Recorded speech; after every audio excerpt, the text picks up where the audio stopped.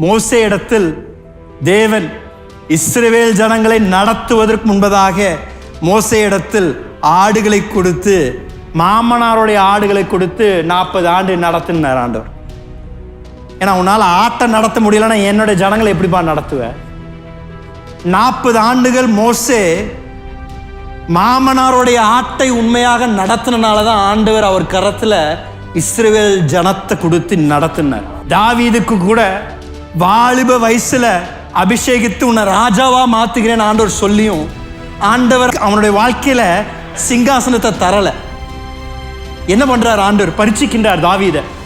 தாவீது என்னுடைய நேரத்திற்காக காத்திருப்பானா அல்ல அவனுடைய சொந்த முயற்சியில என்னுடைய வார்த்தையை நிறைவேற்ற பிரயாசப்படுவானா என்று காத்து கொண்டிருக்கிறார்.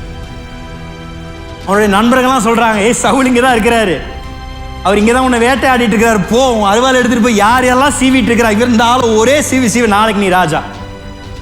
தாவீது சொல்றாரு, தேவன் அபிஷேகப்படுத்தினவர்களை நான் கை வச்சு தொட மாட்டேன்.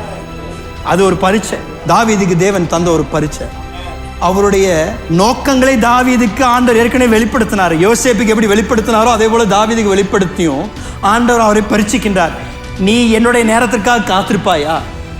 நான் உன் வாழ்க்கையில உன்னை ராஜாவாக ஏற்படுத்த வரைக்கும் நீ காத்திருப்பாயா இல்லை நீயே உன்னையே ராஜாவா மாத்திப்பியா?